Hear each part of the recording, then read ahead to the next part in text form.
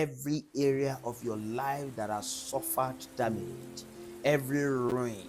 The Lord is raising repairers for you as He's raising you to repair others in the name of Jesus.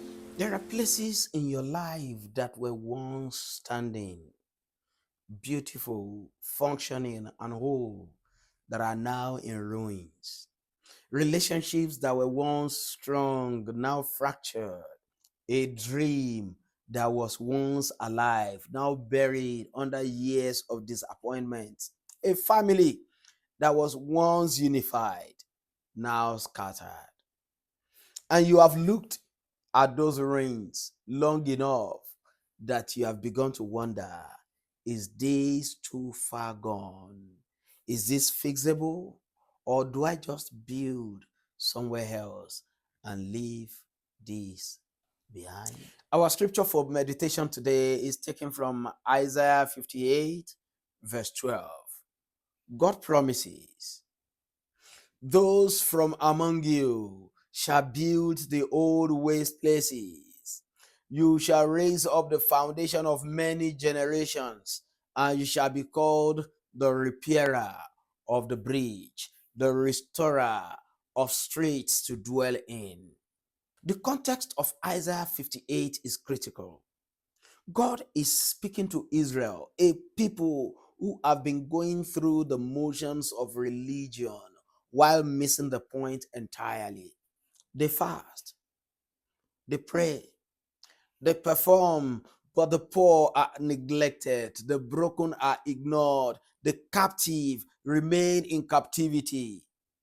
And God says, if you will engage with the real work, if you will pour yourself out for the hungry and the oppressed and the broken, then something extraordinary will happen to you in the process. You will be rebuilt while you rebuild others. Your light will break forth like the morning. Your healing will spring forth speedily, and you will be called the repairer of the breach. The Hebrew word translated breach means a gap, a break, a rupture, a crack in a wall. In the ancient city, a breach in the wall was not a cosmetic problem. It was a security crisis. The city's protection depended on the integrity of the wall. And God is saying, I will raise up from among my people those who will find the specific point of rupture in families, in communities, in generations, and repair it. They will remove that entry point. Not general restoration, but targeted, specific, finding the exact point of the breach and closing it. The word translated repairer in Hebrew means to build a wall, to close a gap, to make whole what was broken and open. And the word translated restorer of the streets in this verse is the same word we studied in Psalm 23 some days ago, where we talked about He restores my soul. That is to bring back, to cause something to return. The one who is restored becomes the one who restores others. This is the pattern of God's redemption. He never heals you just for you. He heals you so that your healing has hands and feet and can walk into the breach in someone else's life. I'd like you to notice the scope of the rebuilding. The old waste places, the foundation of many generations. This is not a quick cosmetic repair. This is a multi-generational restoration.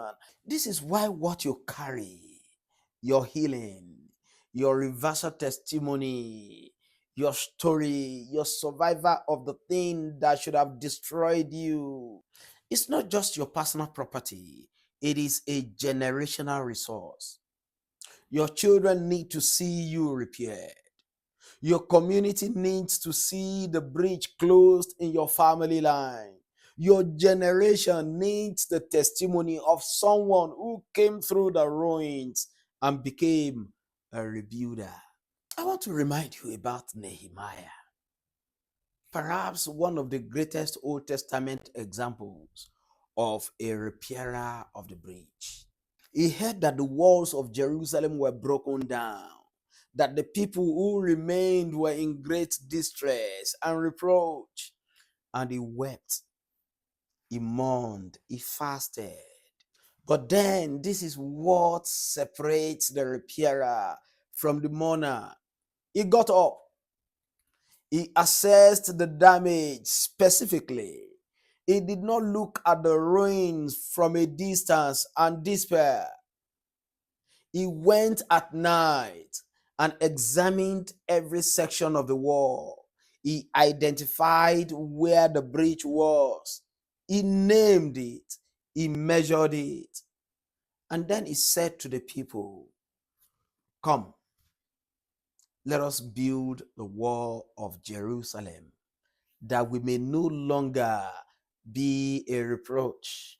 He called others into the rebuilding. He organized the work. He faced opposition and kept building.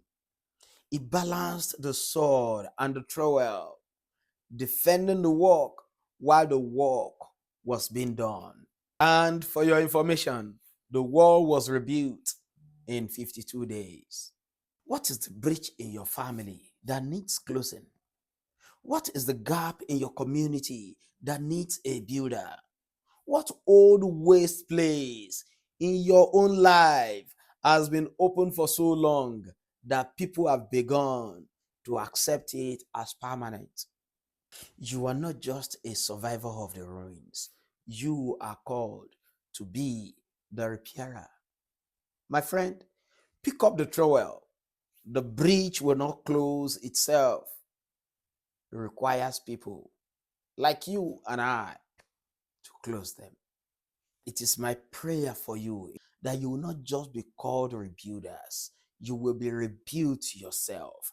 Every area of your life that has suffered damage, every ruin, the Lord is raising repairers for you as He's raising you to repair others.